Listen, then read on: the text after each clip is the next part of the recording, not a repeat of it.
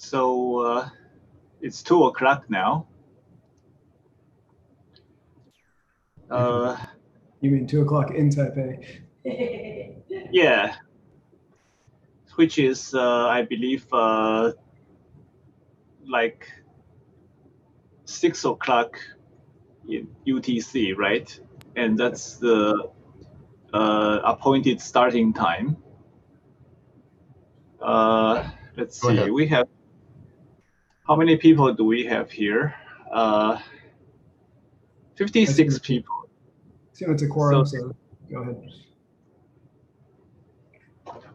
Well, I mean, let's start anyway, despite the fact that there seem to be only 50-something people. And here's a question from Colin O'Flynn, who is unfortunately not being able to get up at 3 o'clock his time.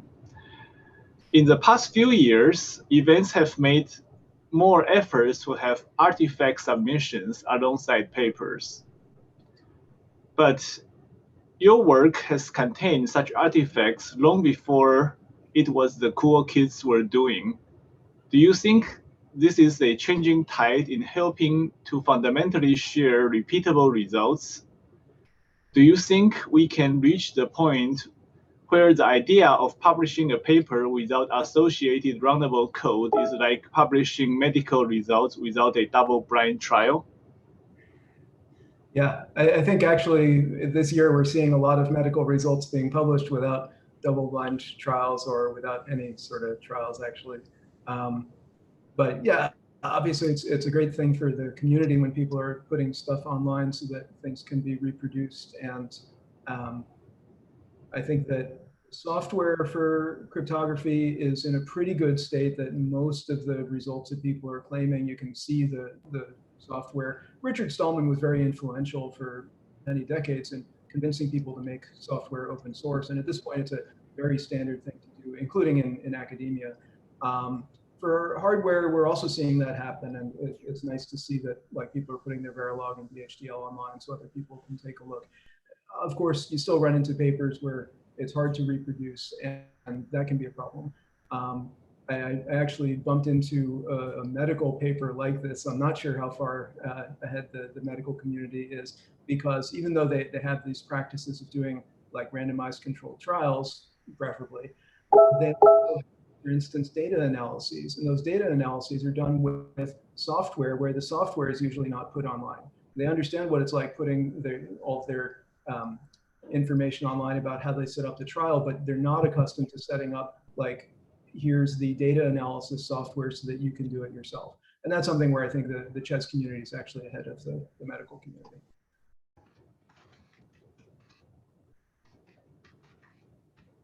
Now, I'm also wondering if you're saying get to the point is instructions to the speaker here.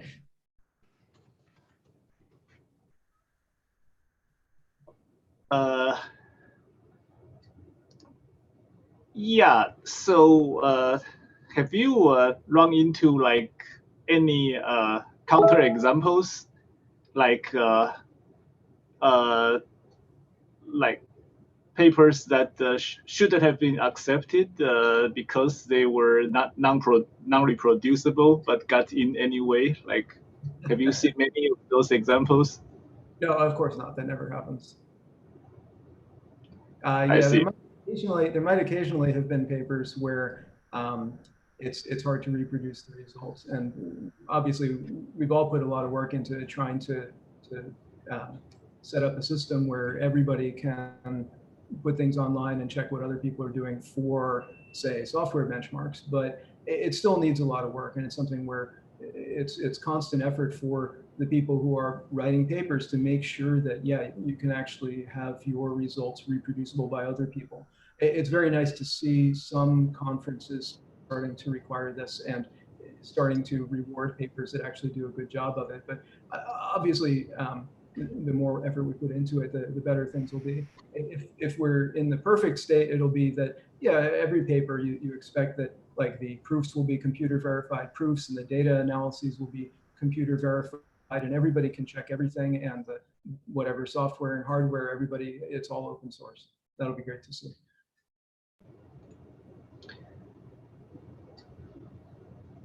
Okay, so here's a different question. What advice do you have to students, mostly graduate students, who like to make things run fast? Yeah, that's a tricky question. I think the single thing that I've seen most often missing from papers is the following. When you're analyzing how fast software is, the normal procedure is like you write some software and you benchmark it, you see how fast it is. And then you try to write faster software and you benchmark it and you go through some number of iterations of this. And at some point you run out of ideas and you say, well, yeah, this is as fast as it's going to go. And now I'll write up the results and say, this is how fast it was. The thing about this process is that you don't actually know what you're aiming for. The extra thing that I've found very helpful is looking at the resources you're trying to use, which is there's some CPU sitting there, and it's got inside it, for instance, a little multiplier or a pretty big multiplier or a vectorized multiplier, which if you're doing a lot of multiplications, it's really important to use that chip hardware effectively.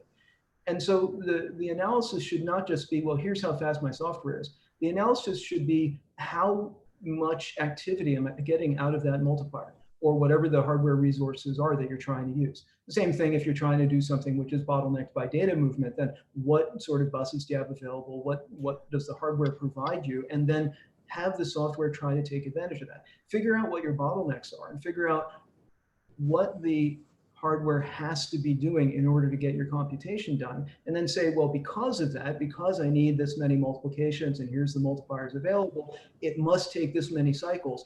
And my software is twice as many cycles. Ooh, that means that I've got some more work to do. Or maybe the software is within 10, 20%, and then you figure, okay, that's probably good enough. And knowing that difference, seeing when you're using the resources half or only 10% versus using them 80, 90%, that's really helpful for guiding optimization. So that's the biggest thing that I see missing from most papers where people are trying to do optimization is they don't actually know what they're aiming for. And this is something where I think it's really useful to know what you're aiming for, know what the hardware is capable of, and then try to fully exploit that.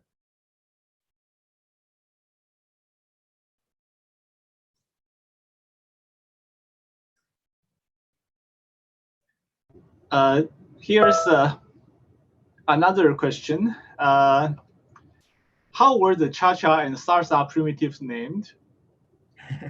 Well, they're certainly named after the dances. And if people have experience with these dances and know what the foot patterns are and compare them to what the data motion is inside these ciphers, then it's reasonably close. Obviously, you shouldn't compromise cryptographic security for having an analogy to a dance, tempting as it might be. You should try to design the cryptographic primitives for the highest possible security level. But it does turn out that the sort of foot movement in the actual dances is kind of like what you see happening in these ciphers. So they're named after the dances.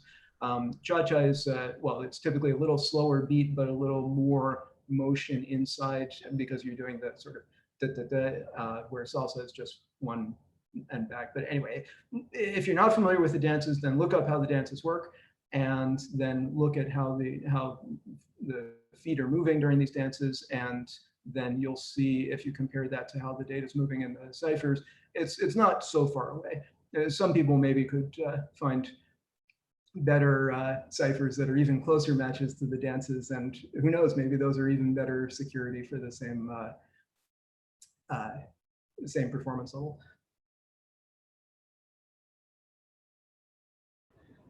We have a follow-up question. Do you actually dance cha-cha and salsa? I'm not an expert by any means, but I am a trained dancer in both of those, yes.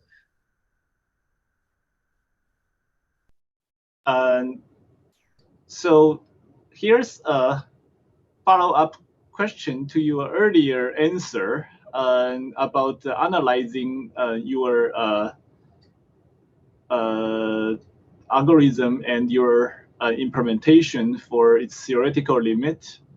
So what do you do if the hardware multiplier architecture and pipeline structure is actually unknown, like for complex architectures, this is often not the case. Yeah, that's a big difficulty. So the easiest answer is focus on the better documented architectures. Sorry, Intel, if you don't tell us how your chips work, then we'll optimize for ARM instead. Or, AMD is actually a little better documented than Intel is, but still has a ways to go. There are some ARM chips that are very, very well documented, and it's just more fun to optimize for those. And if the chip manufacturers don't tell you what to do, then just staying away from those chips is very tempting, because it's more fun to optimize for things where you know what you're doing. Having said that, you can figure out by doing lots of micro benchmarks, or maybe you should call them nano benchmarks, figure out for individual instruction sequences, like how fast does this multiplication instruction go in a loop? How fast does multiply followed by something else, multiply accumulate? How fast does that go? You can kind of reverse engineer what the pipeline is doing. There's quite a bit of great documentation online from Agner Fogg, or well, I guess it's a Danish name, so Inaful. Agner.org. He has these microarchitecture manuals, which are basically everything that's known about Intel and AMD microarchitectures. And that's usually pretty good. That'll get you within, say, 5% of optimal performance, unless you're really extreme about getting the last ounce out, then that's good enough. It's kind of complicated, and it changes with each new Intel chip. And if you're doing things that are relying more on the memory architecture or on how exactly the branch prediction works, then it's not so well documented. But if you have like a typical crypto inner loop, then those manuals are fantastic, and they'll tell you very much what you need to know. And here's a question from Benjamin Smith. Dan, I've always been impressed by your grip on the bibliography. What are the papers or books or blogs or other resources that have really changed the way you see things, or that you enjoyed the most, or that you enjoyed as overlooked gems, at least overlooked by the community? This is a very broad question. Obviously, I would say, look, there's a ton of great stuff out there. I think more than 99.99% of what I know is stuff that other people figured out long before I did. And it's usually more efficient to read it from those people than to try to figure it out myself. Obviously, you need to have the skill of figuring things out for yourself to make contributions, but it's generally most efficient to be reading things from other people when they figured it out. If I had to pick one thing to recommend, I think I would actually say Knuth's Art of Computer Programming. And people don't realize how awesome these books are. That, like, you're reading a typical paper on making software go fast, say, or making some algorithm faster, and you pick up some tricks from that paper. Like, you go through reading 10 pages, and it's like, aha, here's the ideas, here's what I remember from the paper, and you can kind of compress that mentally down to, yeah, if I'm in this situation, here's like the one paragraph of what I have to remember. And then the paper is giving you a lot of material surrounding that for context. But if you already know the context and it's just like pick up this trick and this trick and this trick, then that's what you really need to know from the paper. And what Knuth did in these books is went through thousands of papers and compressed those into these books, which are still like, I don't know how many thousands of pages, but those thousands of pages are compressing many tens of thousands of original papers down into something which is, here's exactly what you need to know. Of course, it takes time to go through these books, but it's amazing books full of material. And well, I can't praise it enough. I think a lot of people think of Knuth's Art of Computer Programming as a book to know about or have on your bookshelf and point to, but it's actually really useful. These are amazing books, and they're much more efficient to learn from than reading the original papers. Having said that, of course, you should know where the results are from, but he's good about giving citations. And then it's really, well, if you're trying to maximize your efficiency, like learning what people have done, then going through a really well-written book like that is a wonderful experience.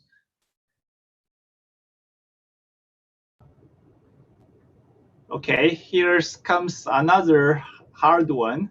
Do you think the NIST curves or some of the other non-standard curves are actually backdoored? How are we ever going to know? If we figure out like some public weakness, then yeah, it makes it clear. But I mean, even something like dual EC, where there's lots of documentation saying, like there's New York Times article saying dual EC was backdoored. But it's still not that we know, like, here was the secret, because it's something that only NSA knew when they generated the points on these curves. And similarly, most backdoors, if they're well done, then there'll be these exploitable only by NSA. Then there's other cases like weaknesses that we do actually figure out, things like DSA.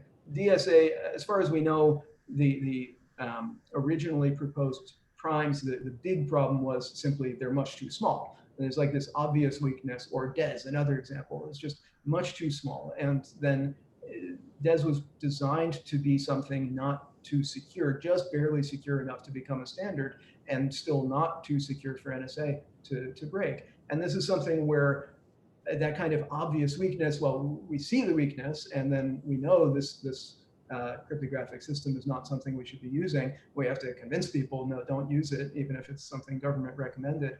The NIST curves, well, if they know some weakness that we haven't figured out in the last 20 years of elliptic curve research, like there were new elliptic curve attacks for some years, breaking a few isolated curves. Between 1985, when ECC was introduced, and like around 2000, there were some new ideas which broke a few curves, because those curves are basically, you can relate them to non-elliptic curve cryptography. And we have what feels like a good understanding of, here's why all other curves are safe against all attacks like this. But maybe we've missed something, and maybe in the last 20 years, there's some great idea for attacking ECC. Maybe, for instance, elliptic curves over subfields are better attacks. And there's a few papers trying to figure out more structure there. And well, if we've missed something that breaks, say, 1 in a million curves, and if NSA already figured that out in the 90s, which are some big ifs, then they could have chosen curves which are exploitable in that way. But even if we identify that kind of exploit, then we don't necessarily have the ability to verify the exploit. So based on current knowledge, this is certainly not my top concern with cryptography. Implementation's failing all the time. This is a much bigger concern for me than the possibility of, say, NIST P256 being backdoored. But is it possible? Well, it's remotely possible, and it's a non-zero risk. And if that risk did happen, then it's not something that we would necessarily be able to verify or discover.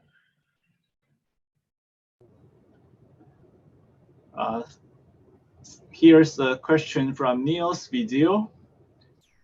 And we can see now that DNS-SEC is finally becoming more commonplace in the internet. Also, DNS over TLS and DNS over HTTPS have been standardized in RFCs and provide some confidentiality. Why does people not seem to want to use DNS curve? Well, people don't really want to use any of the DNS security solutions aside from what's just given to them in, like there's governments that are paying .nl and .se, for example, will pay you if you install DNSSEC, which is nice motivation to install it. But in general, the problem with DNS security solutions is, what problem are they solving? Realistically, the connection that you're making from your browser to a server, that's already protected with TLS. And that's going all the way end to end, where most of the DNS security solutions are not going end to end. It includes encryption and authentication, where most of the DNS security solutions are either focused on authentication, or they're just encrypting, say, you to some nearby cache. And then, well, if you're trying to have an end-to-end security solution, why not just rely on TLS to get it done for you? Having said that, there are some things that TLS doesn't manage to do. For instance, your domain name that you're connecting to is pretty much exposed, because whatever TLS does, you've already looked up that domain name using DNS. And then if you're trying to keep that domain name secret, like you're connecting to, I don't know, some site.webmd.com, everybody can see from traffic analysis you're connecting to something at webmd.com, but maybe you don't want people to know that you're looking up like covid.webmd.com or something else. And that name that you're looking up, you might think that's confidential, and that's not something that people should be able to see. It's already exposed through DNS, and so far DNSSEC, well, doesn't address that because it's not encrypting anything. The DNS over HTTPS, et cetera, those are encrypting, but only part way. So somebody who's intercepting a different part of the network can still see your names. And so there's more work to be done. DNS curve is one effort to try to encrypt stuff and also authenticate stuff. But in general, the problem that all of these solutions have is competing with TLS because there's only a little bit of fringe extra security benefit that people see compared to what TLS gives them. Thank you. Are there any cryptographic algorithms that are well suited to the NVIDIA CUDA API? Last I checked, graphics processors don't have good memory protection. So even if you can make your cryptographic algorithms go fast, then I'm not sure you'd want your secret data stored on a graphics card. Having said that, you can, for most algorithms, you can do like a bunch of the cryptographic computations in parallel. If you have like a web server which has a ton of connections coming in, and if each one has some cryptography to do, then you can pile up a bunch of those and then send those cryptographic requests over to the GPU and gain efficiency compared to what the CPU can do. And a lot of algorithms can work this way through CUDA. It's still, you have to find users who actually are faced with enough connections that they are able to use this, but it is a way that you can use graphics cards. I would be quite worried about, again, the lack of memory protection on the graphics cards and reviewing the security of these solutions, but at least from a performance perspective, it is sometimes possible to get performance this way. I like CUDA as a programming language. It's much better than a lot of the vector programming languages out there. If you think of graphics cards as processing some very long vectors where, well, like each of the cores on the graphics card is processing a separate lane in the vectors, then the language that CUDA has for doing that is much more civilized than like Intel's intrinsics for working with vectors or Intel's assembly language for working with vectors. Okay, here's one from Athanasios Moschos. 6 years ago in a Eurocrypt group in Copenhagen, you gave a talk where you mentioned hardware trojans as a great threat for random number generators in Linux systems. 6 years later, do you believe that there has been enough steps forward to help secure hardware INGs from such threats? There's definitely more analysis, and there's definitely more efforts to say, first of all, here's how attacks could happen, and here's some defenses we could put in. This is a case where I actually prefer the software solutions over the hardware solutions. I mean, you can try really hard to, for instance, make a secure version of Intel's RNG. You can say, here's what we would have to do to review the hardware, not just trust that cryptography research has reviewed an older version of it and therefore it's probably okay. Say, we can really try to make this secure RNG inside Intel's chip. But once you've done that, it's kind of a fragile system. You're relying on a lot of things to have gone right in order to have secure random numbers. The typical software solution to this is to say, well, that's one source of randomness, and maybe it's okay. But let's also pile in some other sources of randomness and hash them all together. And that gives you so much more protection, because if any of your sources of randomness is sufficiently good, then your hash output is also going to be sufficiently random. There's still a little possibility of one randomness source being able to mess around with your output. But basically, if any of your randomness is safe, then your hashed output is safe. And this is what an operating system randomness pool is trying to do. You can do the same thing in an embedded system where you have whatever randomness sources you can think of, you just hash them all together. And then you feel much better about the result than relying on some single source of randomness. So I think it's great to see the progress in trying to verify that we don't have backdoors in chips and trying to figure out how we can search for that, how we can make sure they aren't there. But for randomness in particular, hash everything in your software, and then you'll feel much better. And don't do this in every application. Have one central mechanism, which is like everybody who needs randomness is getting it from the central software piece, which is hashing all available sources of randomness, including whatever hardware is available. And then you're not going to have any of the disasters that we know about for randomness generation. Okay, this could be the last question. In the past, you worked on systems and software security in, for example, QMail and DNS, even daemon tools and Redo. nowadays you seem to be focusing on cryptography. Is this impression correct? Can you say a little about your reasons?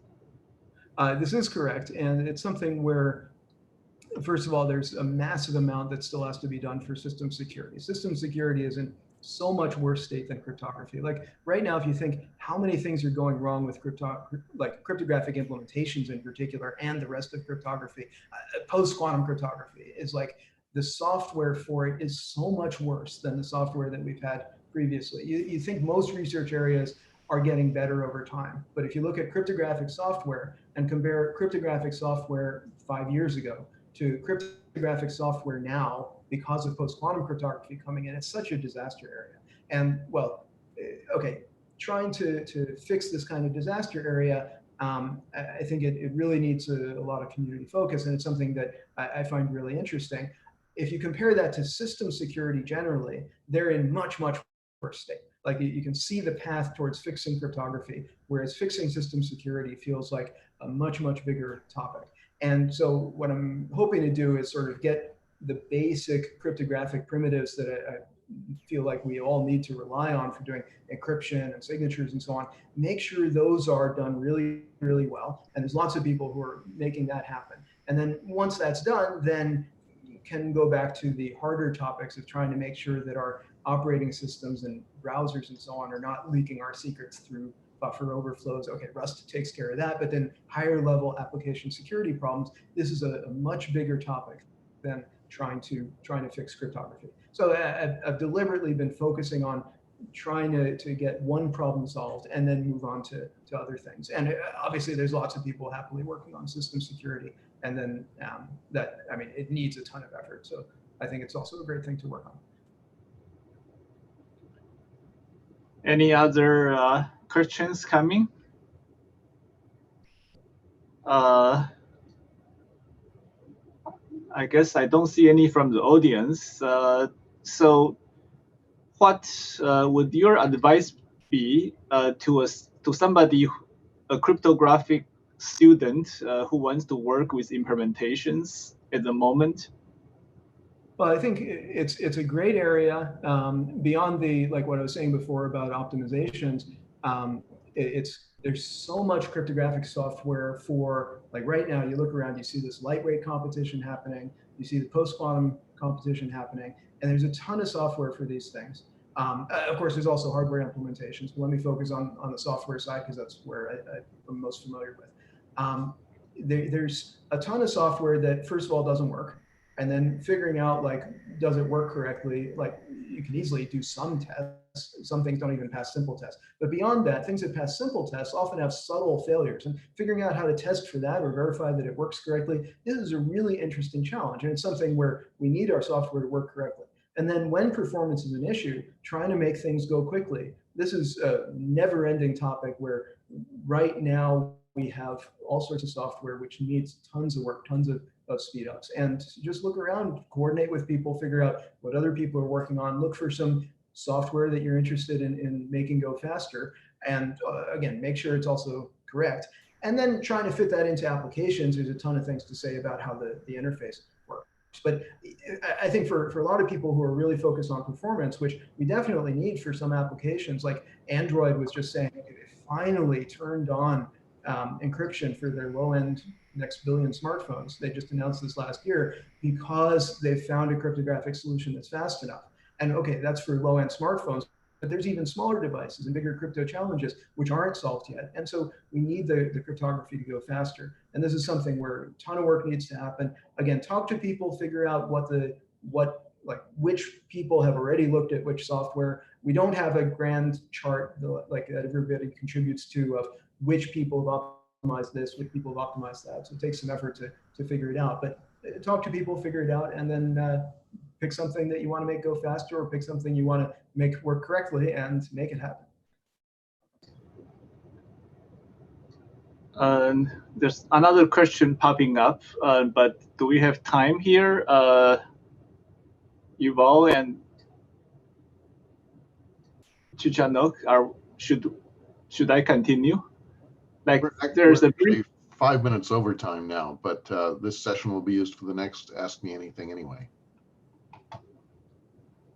Well, it sounds like maybe we should give people a break, and I'd be happy to answer questions that show up in the chat after this.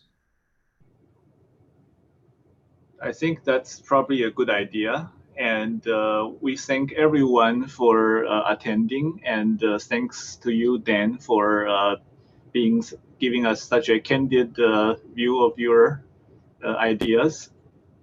All right, well, thanks, everybody.